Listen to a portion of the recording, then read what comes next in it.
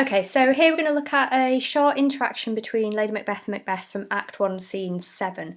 It's just a bit of background to Act 1, Scene 7. It starts with Macbeth's first soliloquy, and that's the soliloquy where he's considering or contemplating whether to kill Duncan or not. And by the end, he's decided not to kill Duncan, and then shares this information with Lady Macbeth. She's not pleased, as you can imagine, and she reacts quite aggressively and questions his masculinity, ability to, I suppose, fight, ability to kill, ability to act as a warrior. So this section, this quote that we're going to look at, is just from slightly later on in the scene, I suppose about halfway through. He's told her, "We will proceed no further in this business," and she's reacted by asking him if he was drunk, the fact that he's woken up pale and scared, what's happened to him, and she says, "When you just do it, then you are a man." So that's the important part. She then is going to talk about here her own ambition and capacity for violence. So this quote is key to show Lady M's own capacity for violence, which, remember what we've talked about, the roles and expectations of women in the Jacobean era and the patriarchal society. This is quite interesting, that Shakespeare presents her, can't spell, sorry. So why does Shakespeare, I'll just put S, present Lady M as atypical? What is he criticising? I suppose raising awareness of, and these are all questions for you to consider as we go through studying the play. So she says to Lady Macbeth, "I would, while it was smiling in my face, have plucked my nipple from his boneless gums and dashed the brains out, had I so sworn as you had done." Now, translated into modern English, she's talking about a baby here. She's saying, "I have breastfed, and I know how sweet it is to love a baby at my breast. But even with a baby smiling up at me, I'd have plucked my nipple out of its mouth and smashed its brains out." Okay, so she talks about basically killing a baby if she went back on her word to him. So this definitely demonstrates the difference at this point between the two characters. She'd be prepared to kill her own child.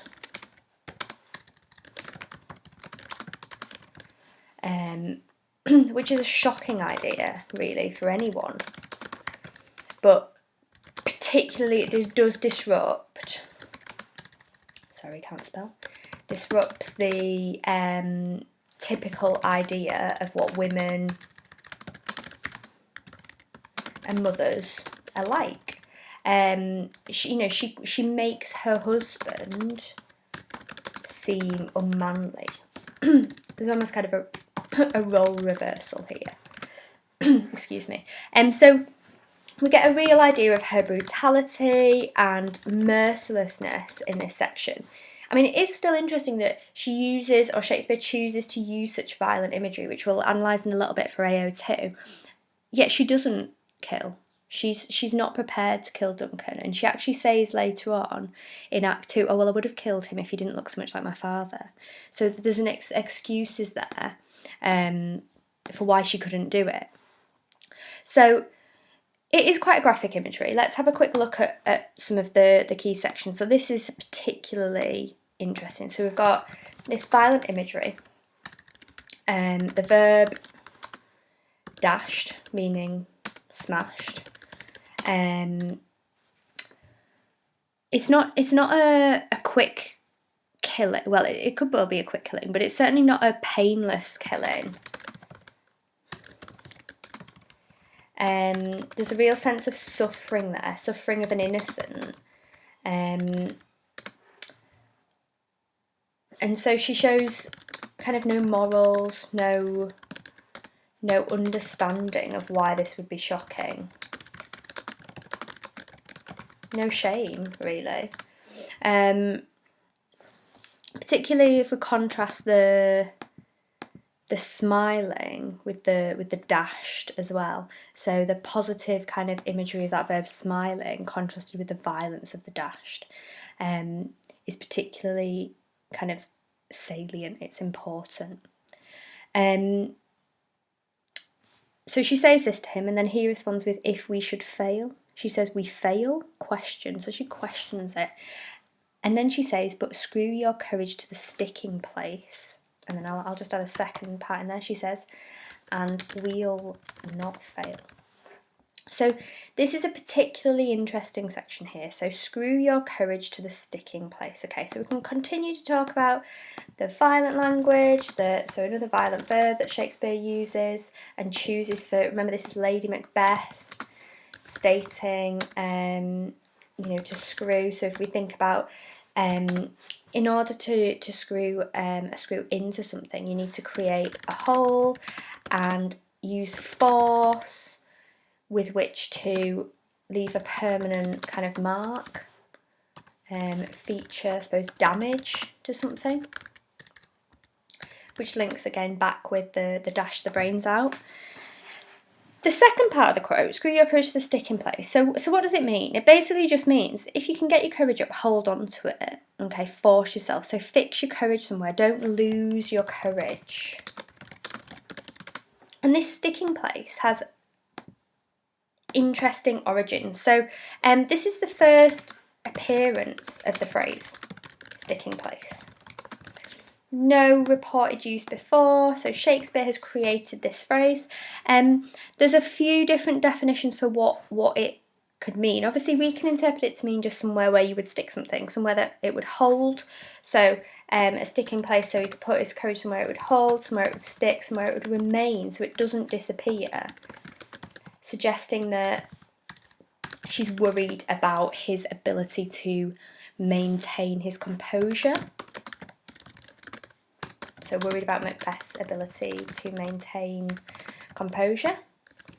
So, as I was saying, sorry, before I just skip back there. So this is the first appearance of sticking place. There's a couple of different, 3 different interpretations. So we don't actually know which one Shakespeare would have been alluding to. Don't know which, I'll just put S again, would have been alluding to. But we can explore all 3. And that's where, particularly on the mark scheme, you're thinking about that level 5 and upwards, the thoughtful and developed, you're 21 if you're on AQA, 21 upwards out of 30, that depth of exploration. Remember, it's about the choosing the quote, as I've talked about, that's going to allow you to say 1, 2, 3 things, numerous things. So we've got an extended response on one quote rather than short paragraphs on numerous quotes. So one interpretation, let's get them numbered, is that it refers to a musical peg, okay, a tuning peg, and twisting until it sets into a hole. So we've got a musical reference there. Second, we've got a fighting reference, so let's put that there. So we've got this idea of a soldier screwing up the cord of his crossbow. So that's apparently one interpretation or definition of a sticking place. And then the final one, which is in the modern dictionary when I just looked it up, is a place or point in the neck of an animal where a knife is stuck in for slaughtering. So as I said, we've got no real way of knowing which one Shakespeare was alluding to, but we can explore all 3. Have a think about the connotations of something musical, in a sense of enjoyment. So I'm just going to put those notes here.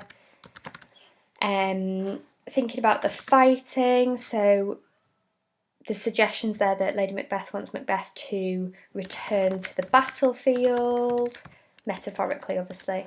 And then there's also this idea as well, to view Duncan as an animal. potentially.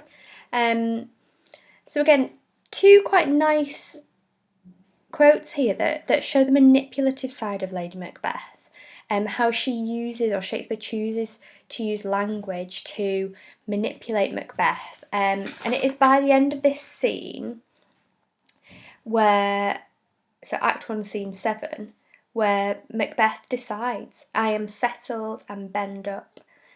False face must hide what the false heart doth know. Again, another link to masks, hiding the truth, a sense of deception. But in a very short interaction, Lady Macbeth has managed to completely change his mind. And the killing of Duncan, again, will now go ahead.